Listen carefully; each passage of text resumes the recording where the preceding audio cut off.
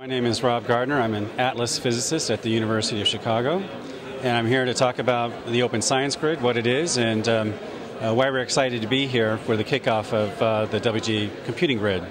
So the Open Science Grid is basically the U.S. contribution to the worldwide computing grid, LHC computing grid infrastructure.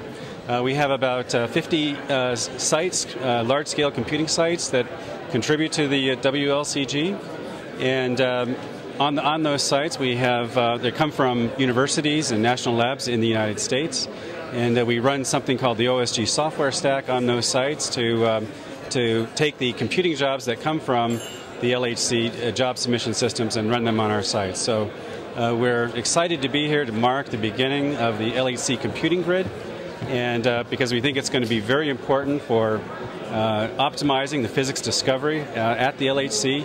Having these computing resources available to physicists who will be doing the analysis and making the important discoveries that are going to come from the LHC.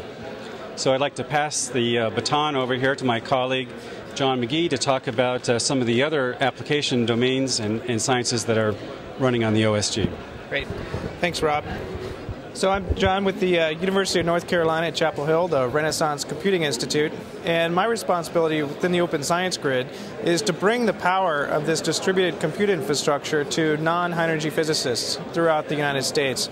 So we take the opportunistically available cycles, any unused cycles within the Open Science Grid, and make them available to mathematicians, biologists, etc. And what we see behind here is a real-time display of the matchmaker at RENC, which is matching up jobs from biology, mechanical engineering, chemistry, and mathematicians that we have been working with, taking their applications and wrapping them with the code necessary for this large-scale distributed infrastructure.